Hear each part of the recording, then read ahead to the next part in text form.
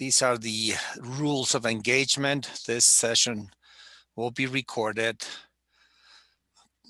If you can type in your name and email affiliation, that would be great for us so we can contact you. And if you're not going to speak, please mute yourself. We will have a Q&A session, question and answers, after all three presentations. These are TED Talk presentations, 10 to 12 minutes each. After all three are presented, we will want to engage in a dialogue and answer questions, concerns, suggestions. So I guess let's get started. The next slide, please, Donna. So this is related to peace engineering. This is pretty much the goals. We want to transform the perspective for sustainable global future. In engineering, we always design, so we need to imagine, design, and create solutions that look at the intended, unintended consequences. And this is goal of peace engineering. Next, please. There's a definition. I'm not going to read it, but we will share all the slides and you are welcome to look at the definition. Next slide. Today, Peace Engineering ECHO is about incremental building water, electricity, and telecommunications infrastructure to support a more resilient community. Health is driving the world, but we need a good infrastructure to provide good health care globally. Next, please. Next slide. This is the agenda. We have three speakers. We're going to start with Hillman Mitchell, give us a picture of infrastructure. And then we will continue with Billy Jivetti from New Mexico, and then finalize with Rodney Herrington on water. Next slide. Let's start with Hillman. Thank you, Hillman, for joining us. Thank you, Romero, and thanks to everyone.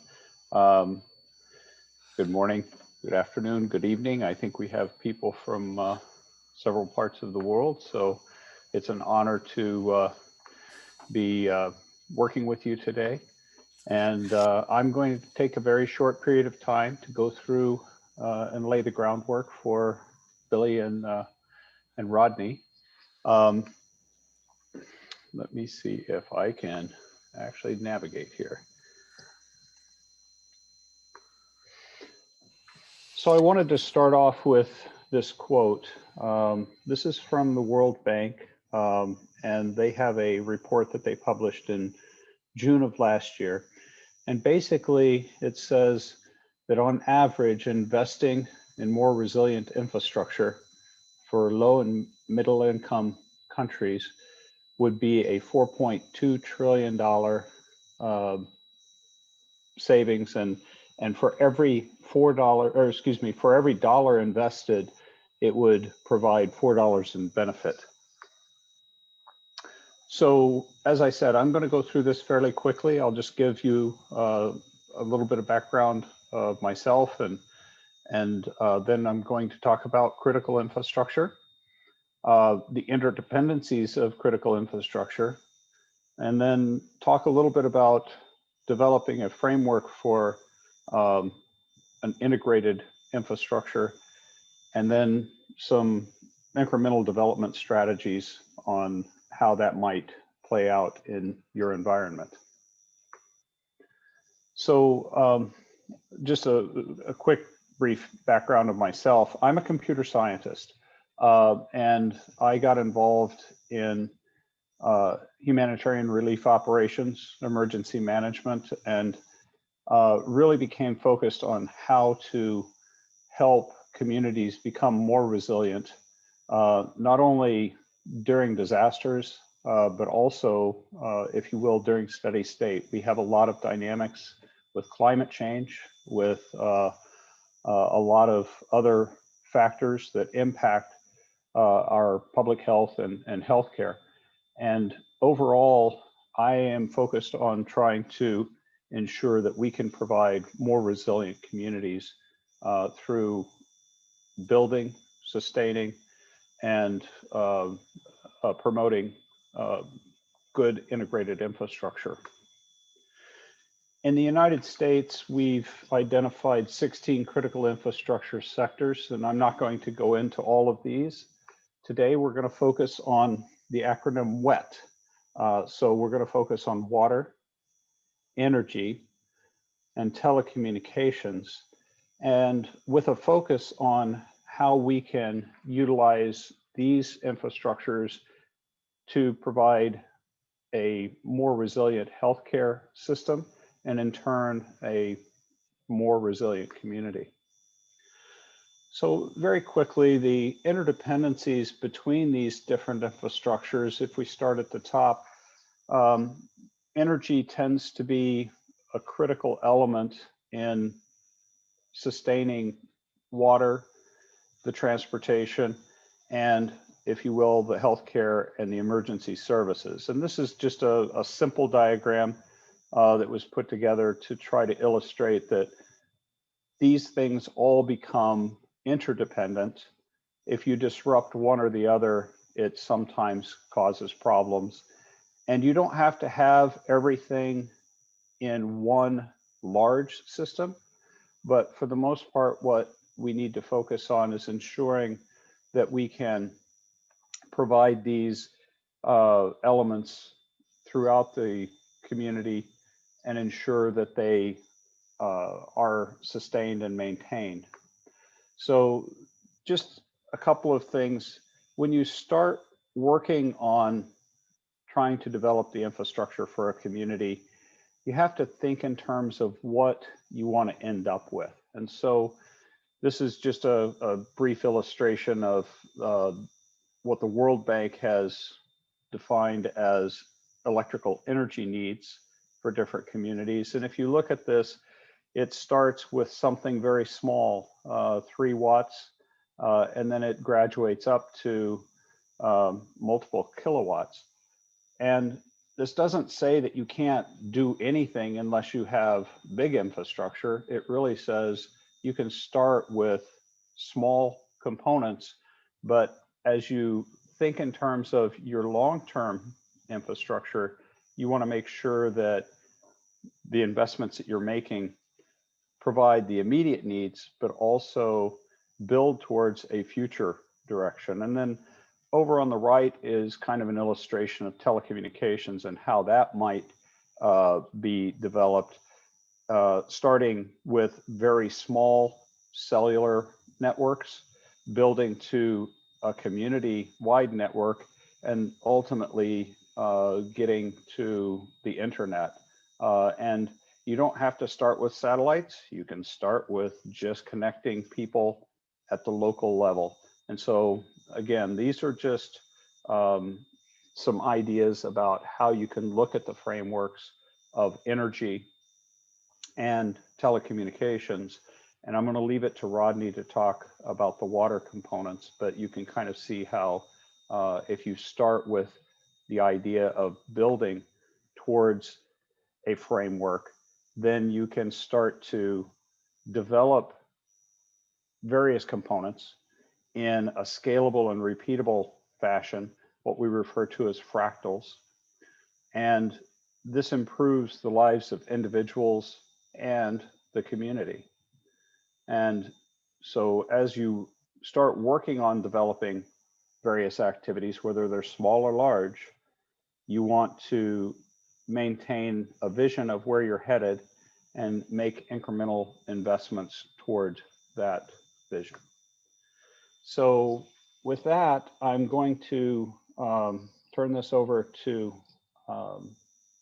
Billy and Rodney to carry on.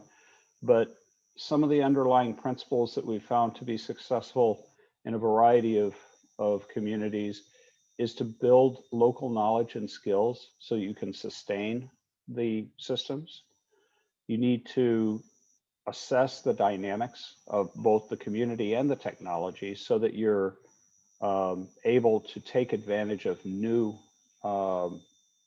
technologies and accommodate the local culture and the dynamics within that community, and then refine your frameworks as you move towards development of these incremental projects.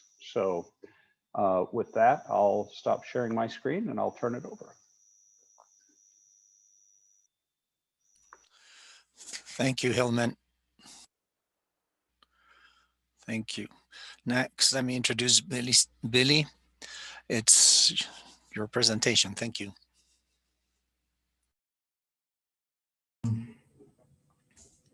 I'm a native of Kenya, Western Kenya, precisely. Been in the US from being a student, and currently I'm a research scientist at the University of New Mexico. So what I intend to do with this presentation, is my first time attending this Project ECO from the School of Engineering. I'm going to give a presentation in form of a story that captures the elements with water, electricity, telecommunications, but overarching thing being a building and infrastructure that supports a more resilient community. So the title of my presentation is called Fellbaum Community Health Center in the middle of nowhere.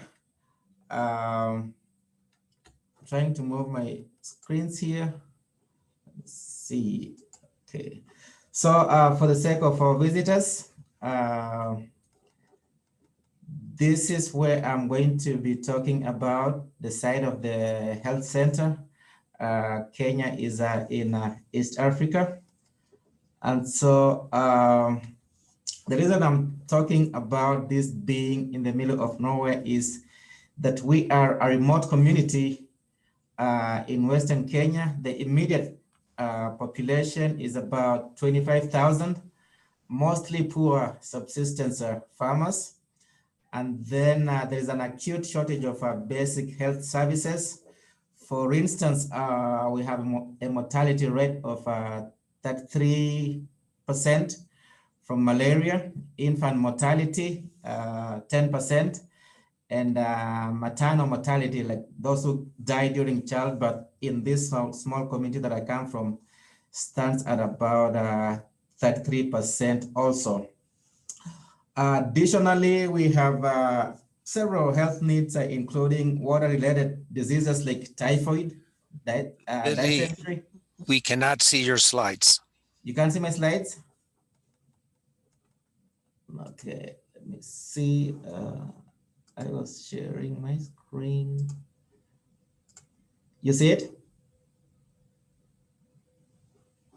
Yes. Okay. So we see your presenter mode screen at this point. Just go with that. Should be good. Yeah. Yeah. If you can, you may want to go back a couple of slides. Okay, so let's see. There? That's the first slide. Yes. Okay. There you can see? Now we can. Yes. All right. So I just given a geographic location of the community I'm talking about. Kenya is in East Africa, and then Western Kenya, and the geographic location of the health center itself. And I was trying to give a story of the community. We are in a county called Vihiga, about 25,000 in the immediate community. These are poor people, mainly subsistence farmers. And then the shortage of healthcare services is acute. We do have a significant mortality rate from childhood malaria, infant mortality also, and then maternal mortality rate during childbirth is also at about 33%.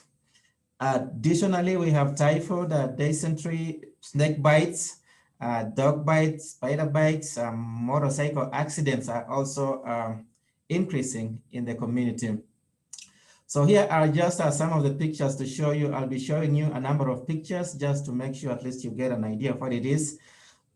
This is a young man family. This child on the back of the mother died a couple of months after I took this picture.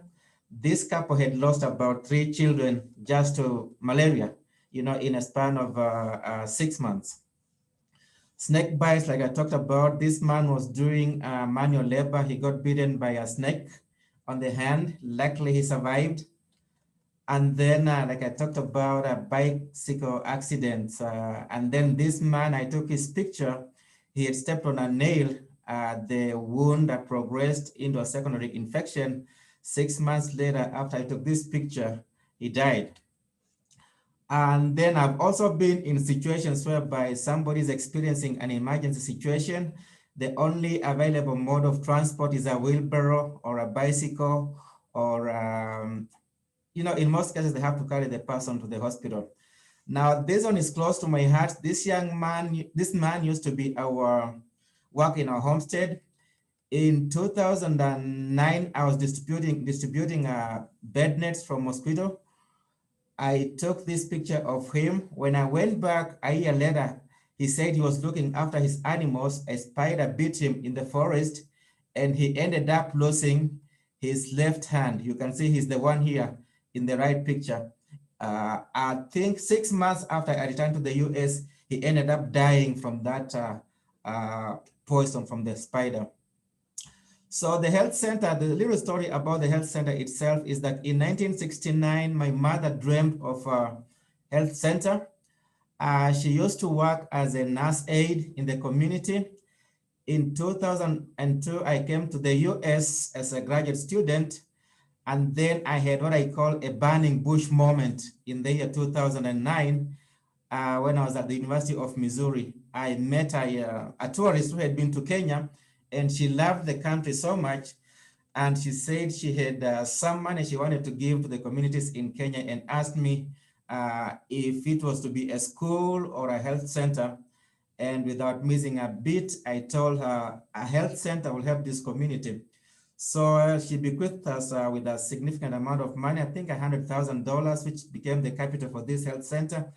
We broke the ground in 2010. And this is the architectural design. Then we had a volunteer engineer design for us. That is the ground, how it was looking like when we purchased it for the health center. Very green, very vacant. As you can see, it's directly in the middle of nowhere. There was nothing. And so we began the construction. I hired, this guy works for the United Nations. He came on board to give us, the measurements. And then we needed electricity, and we were told if we wait until we have constructed the center, it'd be very cumbersome and expensive for the Kenya Power and Lighting Company to give us electricity. So you can see how we are doing everything remotely. And the reason we don't have machinery here is also that we were also trying to create employment for the local youth in the community. And courtesy of this project, in 2010, electricity came to the village for the very first time since independence of Kenya. During the groundbreaking ceremony, we had a community in attendance. A lot of people attended. School children came and gave presentations. We began the excavation of the ground. You can see in a setting, we cannot afford machinery. Like some of us are used to seeing big equipment here. It was a community event. I participated in filling sandbags, carrying them. A lot of this, came to carry sandbags so that they could be able to afford to buy a meal or maybe school supplies for the school kids here. So that was in 2010. And again, because I'm doing this on my own, $20 here when I raise maybe a small grant, it has taken me about 10 years right now. So currently, this is where we stand. Fast forwarding forward, we have just finished putting in the windows after doing some significant fundraising this year. So this is how it looks like currently. We still have to complete the first floor, second floor interior design. So currently I'm raising the money for that so that at an appointed time, our target is that by the end of the year, we'll have done a significant completion on the first and second stories to commence clinicals. Just an additional one, picture of the same. So at this juncture, I want to talk about our water supply. When we began this construction project, we did not envision the very things we're talking about with water, electricity, energy, and telecommunications. So quickly it became an issue where we were located. We did not have a good supply of water. So what happened is that we bought a portable electric pump. We have a cistern at the bottom of the property here. It's a natural water cistern. So we carry the electric water pump. We have pipes in the ground. So the pump pumps water into a collection tank up to where we have the facility itself. So that is how we are able to collect enough water to sustain the construction of the project. And it has served us so well. The ultimate goal is that we can expand this water facility, treat the water, and be able to share with the community itself. And I'm going to show you some of the related water issues here. The need for water, clean water, is very acute. As you can see, people are traveling distances for domestic water use, laundry, drinking water, animals themselves. So you can easily see children, sometimes they have to skip school because they're going to look for water. And behind there, that's chlorine, a container of chlorine that we use to treat some of the water that the people drink. And then the other issue is the aspect of gold mining. Small-scale gold mining is so prevalent in this community. This is where my water supply system is. And when the gold miners discovered I have stored some water here, they came and dug around it. So when I went back this year to check on the progress itself, I found, oh my gosh, they had done a lot of damage to the water collection. And again, the reason is there is a high demand of water, but they don't have any good place to go. So these are some of the gold miners. You can see this man, when I was having a conversation with him, asking him why they're doing all this excavation, is that they are claiming that the waterbed itself is a reservoir of gold deposits. So anywhere there is water flowing, they come and dig it. So here is an explanation. Here is a good example of someone, trying to save what the soil they have dug, and then they have to use a lot of water to save until they get to the bottom of the soil they have dug themselves to see if there are any gold deposits. I just wanted you to see how they try to get the gold. They dig into the ground. They have a pulley system. In my right picture here is a young man being deposited. I'm using the word deposited into the ground to pull the soil up so that they can be able to sieve the soil and get some gold deposits. So a little bit about the infrastructure that I'm calling road itself. Again, like I said, I began this project thinking I was only going to construct a health center, a building, but I discovered I had to transport materials in bulk, and gosh, I needed a road, and there was no road to this place. We had a footpath. So here is the road to the facility. During the rain season, there is a lot of water runoff from the roads, and you can see we have had to spend a lot of money filling the gullies that the water runoff has created. And this road, filling this has put a dent on my budget significantly. Spent close to about $5,000 just trying to come up with a road infrastructure itself. So that's the other issue that I discovered when I was working on this project. But that is not all. There is also the bridge to nowhere. There is about 10 villages that need to be using these facilities. And you can see this is the existent bridge, to the facility. So a lot of people, especially those who are older, tend to be cut off when they're trying to access the facility. Occasionally we get visitors, and because it's a temporary bridge, every time the water fills up, the bridge is washed away. So we have come up with what I'm calling design, of some kind, a wish for a bridge for this place. You can see it's commonly used by the ordinary people in the community. When we complete and we get to a point we want to put a bridge, this is what we are envisioning, a bridge, and this is just a hand design of the bridge itself that connects to the health center itself. It can take like a 3-ton, truck, because by doing that, some of the benefits that will accrue from that is that 10 villages which have been cut away will now be able to be connected. A population of about 60,000 people will be able to use the facility. And then motorcycles, which are our local, mode of transport, can be able to access the facility easily.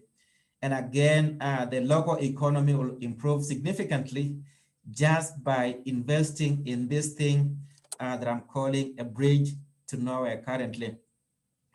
So occasionally we host medical camps, and you can see the people responding from as early as 7 a.m. We have people lining up at the facility, all ages, coming up to utilize this facility. The slide for telecommunications is blank, and for a reason. We do have a very good cell phone coverage in Kenya. I had invited an engineer from the cell phone company in Kenya to be with us today. He does inform me that he's still in the field, but he's confirming that the cell phone company is now providing some good bandwidth, not far from where we are, about 2 miles away. So we can be able to get an antenna at the facility and transact some of the things we envision via teleconference or using technology. So in conclusion, when we talk about building a more resilient community, I have learned a series of lessons. I began my story by telling you that my community is actually in the middle of nowhere, but we discovered the aspect of health is very, very central to the community. The medical building itself has materialized against great odds. Substantial impacts on the local economy exist. There are so many gains for the villages and especially the economy itself and what the future itself holds in terms of clinical treatment, training in health literacy, water and sanitation health, preventive medicine, and of course, carrying out some research. But again, this picture has stuck with me. How am I going to achieve this if I cannot be able to connect the 10 villages that will be using these facilities? When the people who need to use this facility are walking to the facility, but they cannot be able to cross, assuming this man is unwell. And I end with this picture that I began with. In 2011, we had a blank, a space in the middle of nowhere. In 2020, this is where we are standing currently. So I think we are headed somewhere. We are still in the middle of nowhere, but definitely by the end of this year, early next year, or by the end of next year, we'll have contributed to building a community that is trying to become resilient. I want to thank you all and hand back the meeting to Ramiro. Thank you, Billy. Awesome presentation. Very proud of you. We are going to now invite Rodney to present his talk. Thank you. Okay. Can you hear me okay? Yes, Rodney. Okay. See my screen okay? Yes. Okay, so Aqua Research develops water treatment technologies, primarily disinfection and some filtration, to address the 1 billion people on the planet who don't have access to safe water. So we believe we have the world's waterborne disease solution in terms of disinfection. So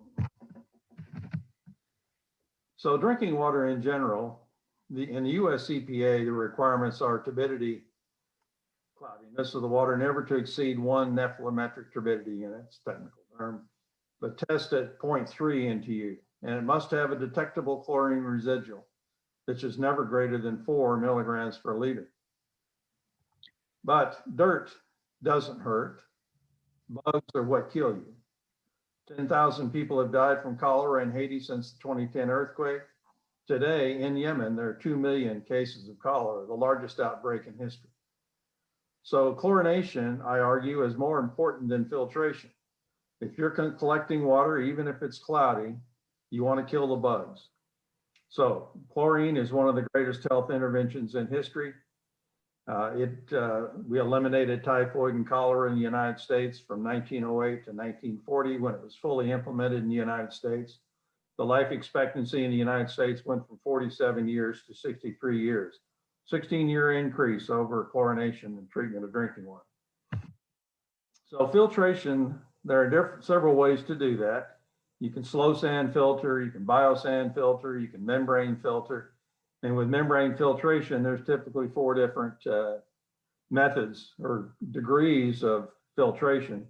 Microfilters are common in gravity flow type systems or straws that you can suck through, things like that. But these systems and the fibers in them fail without warning, or they clog, and they do not remove virus. The microfilters, the pores are not tight enough to remove virus.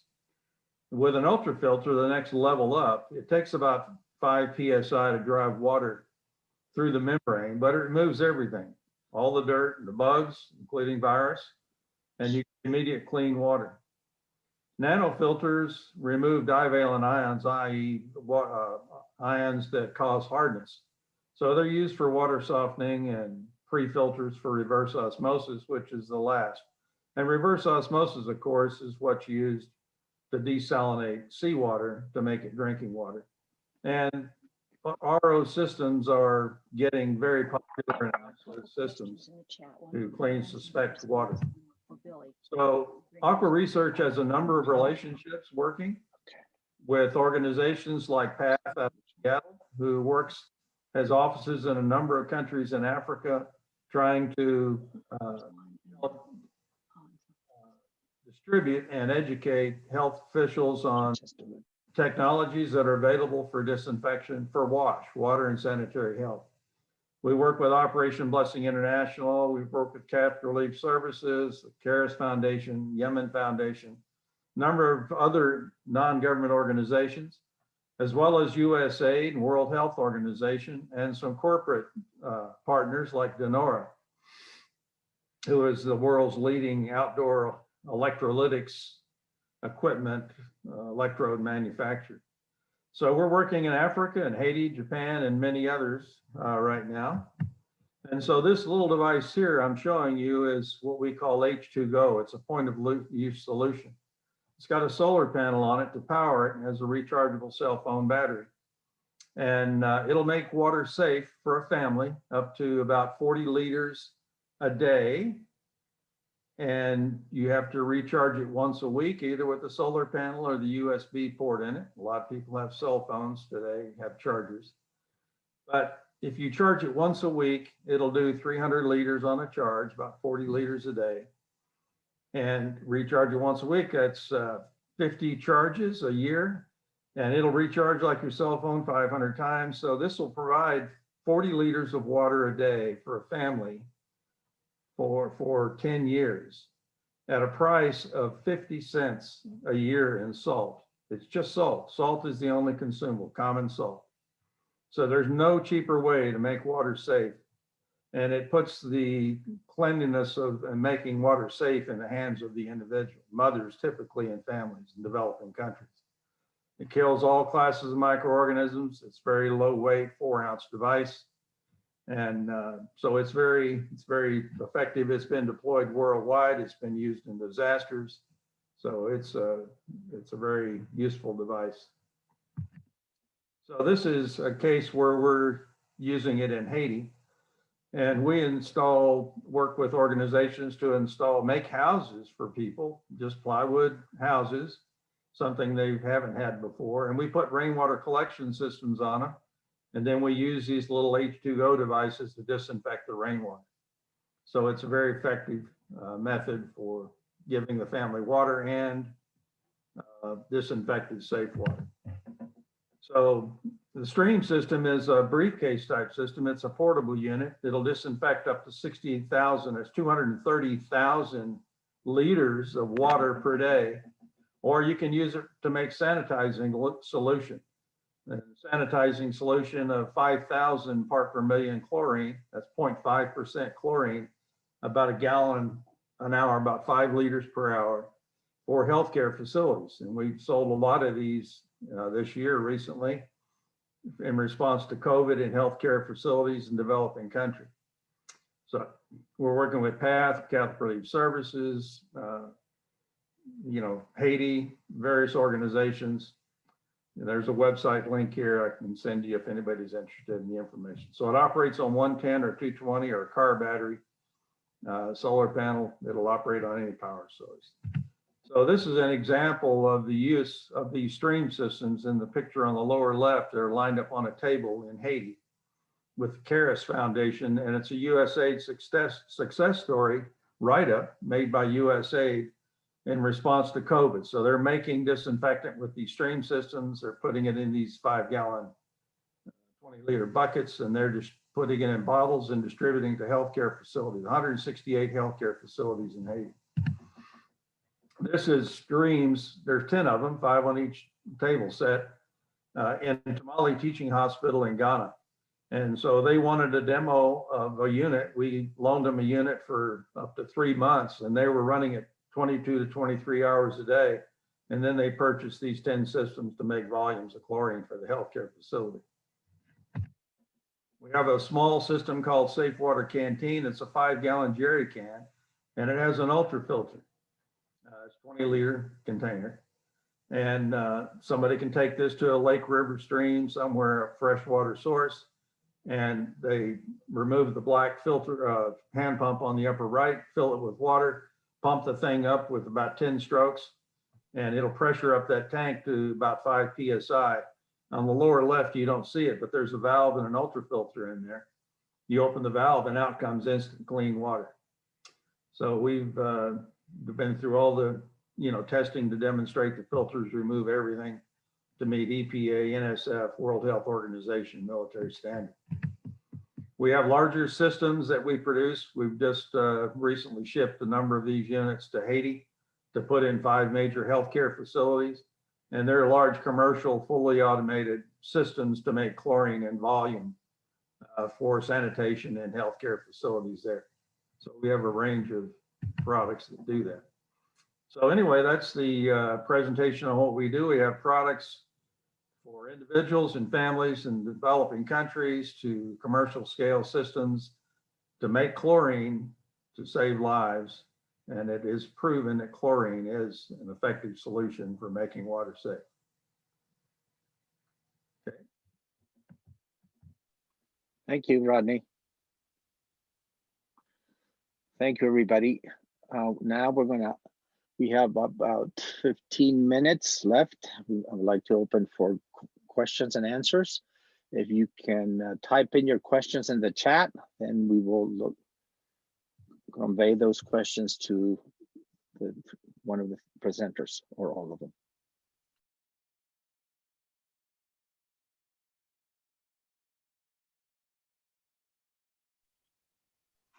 Donna, any questions? Yeah, so we have one question from, let's see, Les Shepard. Les, would you like to go ahead and ask your question to Billy?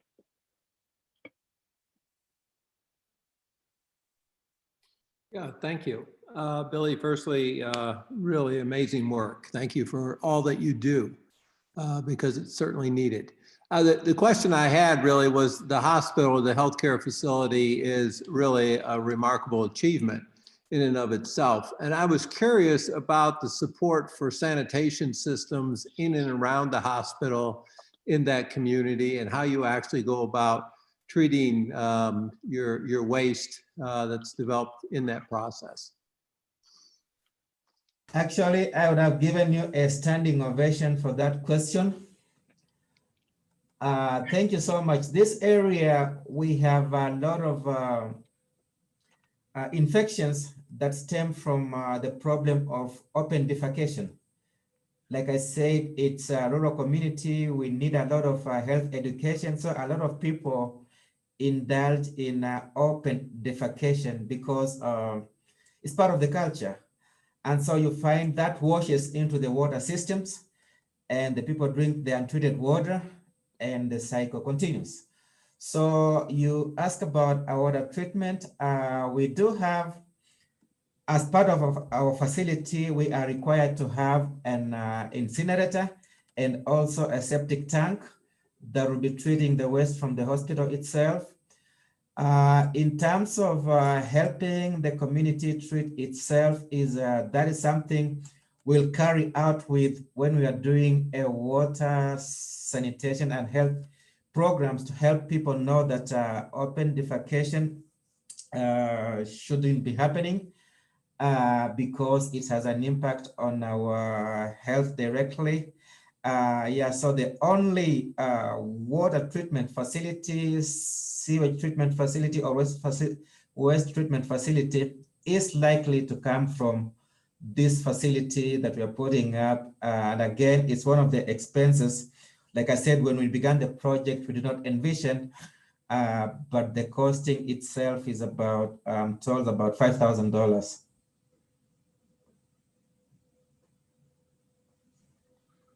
Thank you, Billy. Thank you.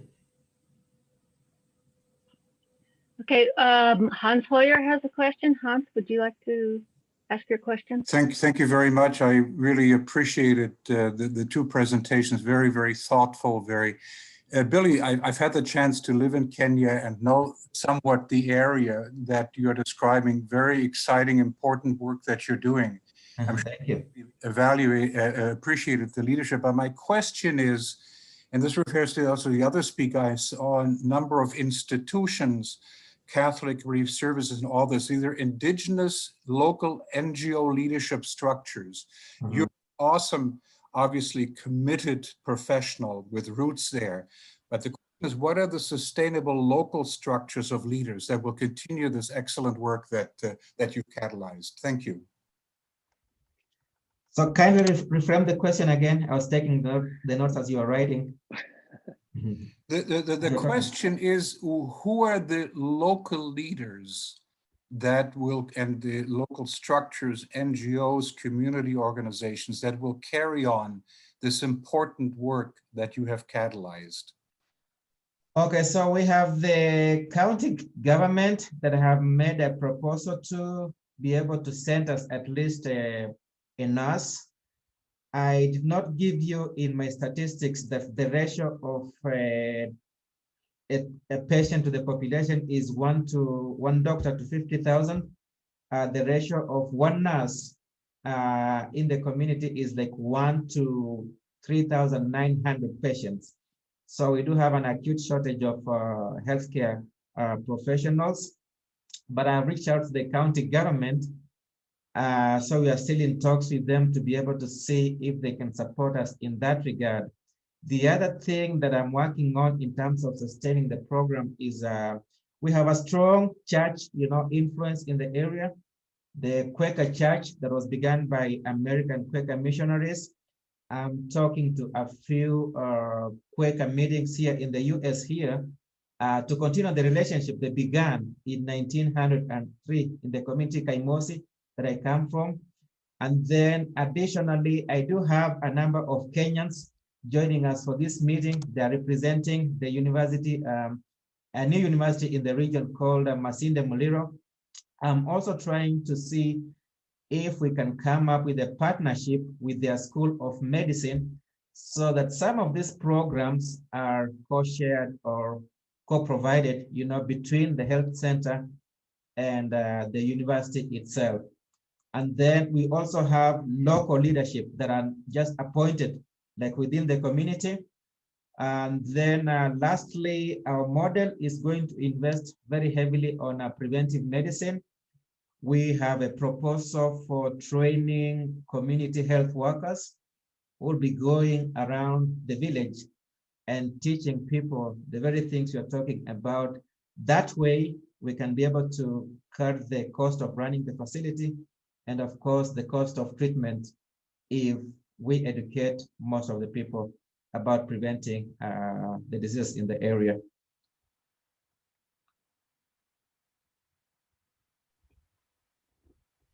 Okay, we have a question from Zuzu Z. I'm not sure if I'm pronouncing your name right. Could you go ahead and ask your question? And I'm here, and I'm very appreciate to ask my questions. My first question is that I want to ask, so what will the refugee camp will be, and how we going to decide them? Because I want to know the local geography and learning about their local environment, so we can find what will be the water resource there, so we can make our further research there. And my second question is, so you mentioned that you have a community there, so how you have people there, how will be some volunteer be in your community, and how those volunteer be involved in your project? That's all. Thank you. Was that for Billy or for? For you, Billy. Okay. So in terms of involving the community, like I said at the onset, we are a community of small-scale peasant farmers. So what I try to do is when I bring them to work on the project, I pay them something that they can buy food for their families. Sometimes I have had to pay for their children to go to school in exchange for their labor at the project. Other times when I come with a medical camp, in exchange of the volunteer, the medical camp is often free. So there are some in-kind ways of appreciating or stimulating volunteer from the community. The type of people I'm trying to see who can bring in the expertise are the professionals around, some of who are my Kenyan colleagues on this meeting here, to see if we can also nurture in the aspect of professionals coming in to volunteer the expertise, either medical doctors, engineers, or any other expertise into the community. I think if we can also adopt that aspect, we can also be able to stimulate community involvement. I see a number of questions in the chat. Yes, Samuel Mukasa. Yes, good morning, good afternoon, good evening. Billy, thank you very, very much for that presentation. I am the person who just got in touch with you to tell you I was born in Maseno, but I'm a professor at the University of Minnesota. And the question I just asked you is, to do with government involvement. You've done a tremendous amount of work already to get the facility to the stage where it is right now. And I'm wondering whether there has been any effort to reach out to the government to assist you in getting the project across the finish line. Thank you, my brother from Uganda, Samuel. Yes. I think next time I'm in Minnesota, I'll look for you. But thank you. The aspect of government involvement is a tricky one. The central government sits in the capital city, Nairobi, which is 8 hours away. Getting somebody from the health ministry to respond may take forever. but I do have some contacts when it comes to getting a license to operate. They have expressed a willingness to help facilitate that.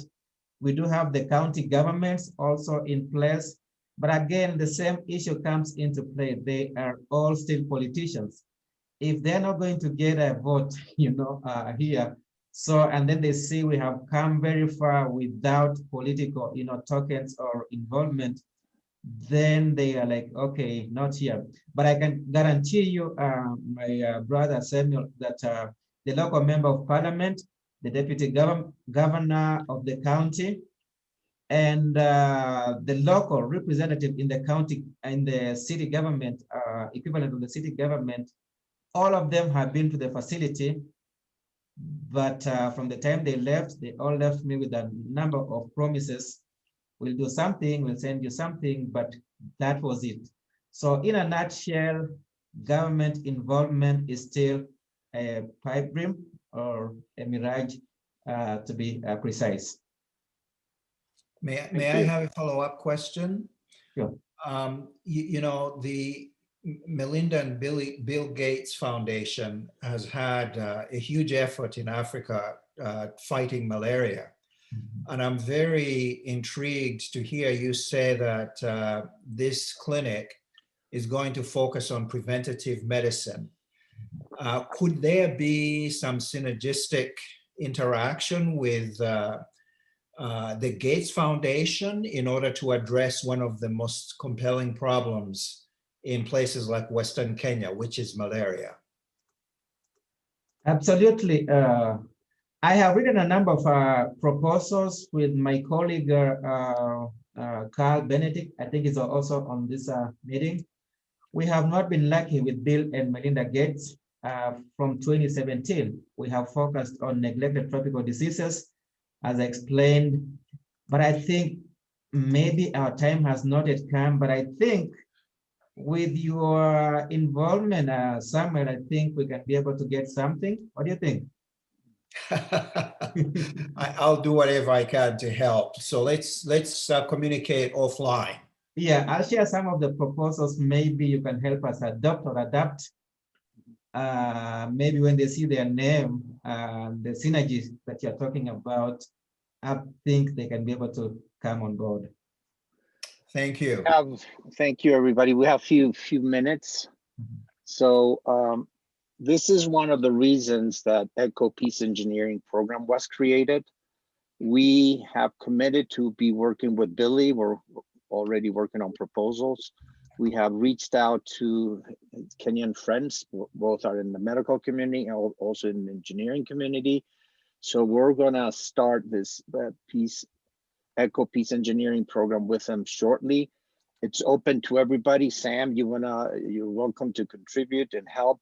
The good thing about teaming up with ECHO is they have a long history of fundraising with foundations, and they have the knowledge, the letters of support, the contacts that once we get the program going, it'll help in the fundraising. So this is the other reason of working with ECHO and Peace Engineering, is the knowledge that has been built for many years, contacts, and the people that fund ECHO. So there's a huge list of foundations. So ECHO is the finalist for the MacArthur Foundation $100 million grant. So this is something that we're also we want them to win. And I think the connecting health, wellness, and peace engineering is something that the world needs. And it's just about adding, not subtracting, and build on what already has been created. So it's open to everybody. I want to invite everybody to get engaged. Donna will show a slide on, you can contact me, and there's a couple of web pages.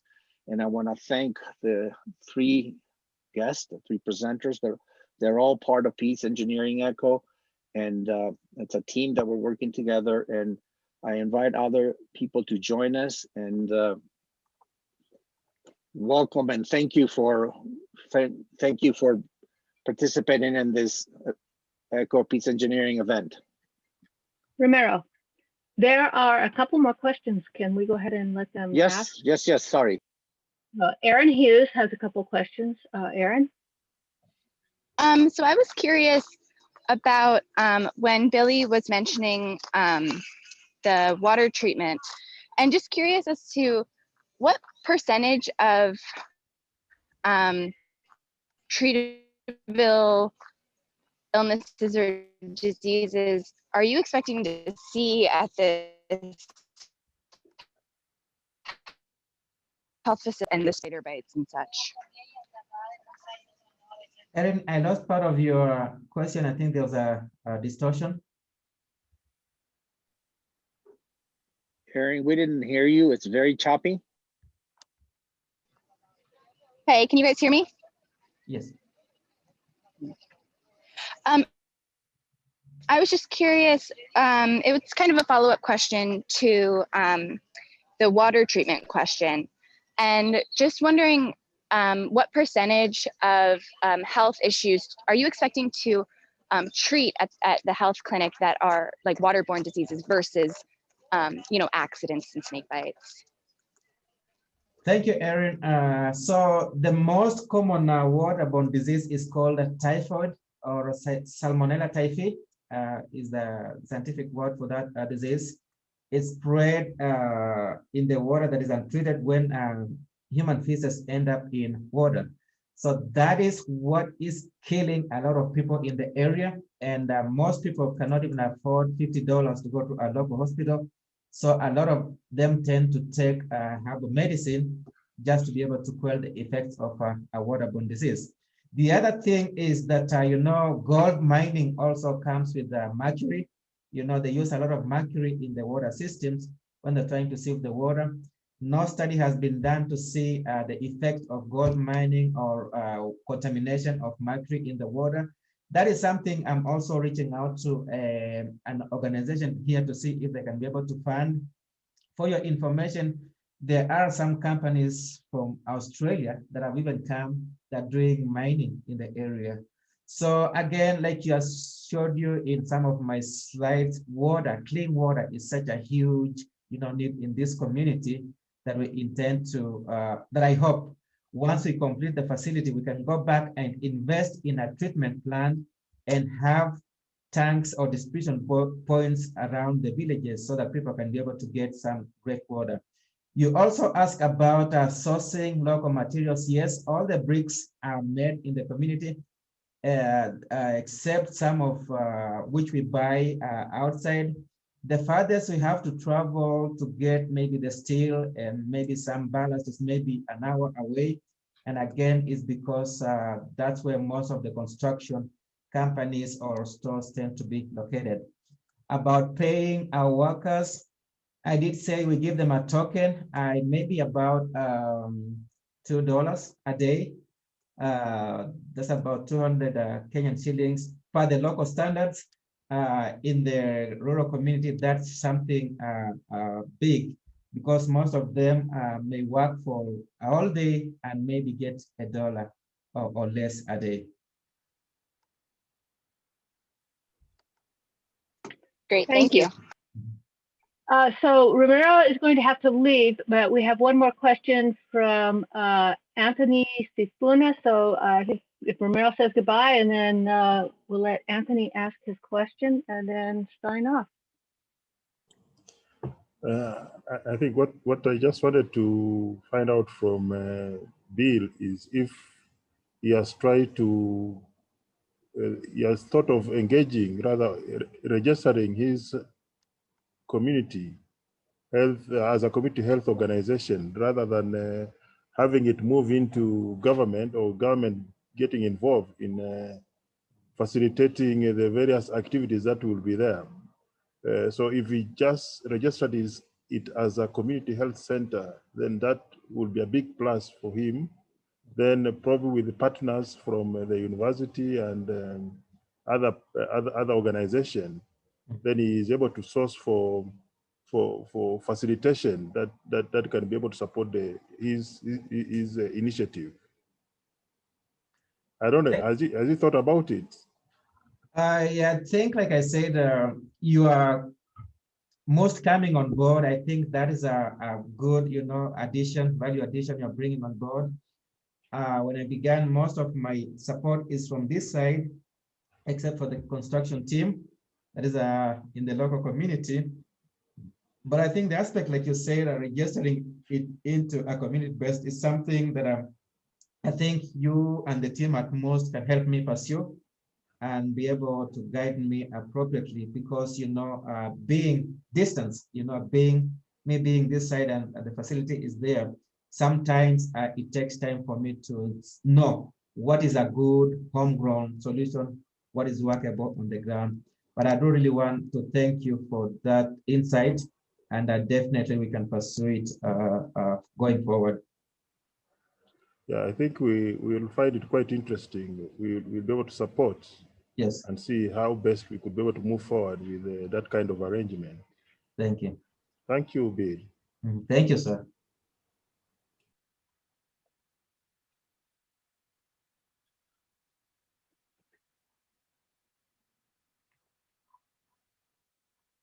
Okay. So I want to thank everyone for attending this. We will make the recording available, and I'll send a link out. We'll also make it available on the IT's website. Thank you very much. Thank you, Kenya. Thank you, people.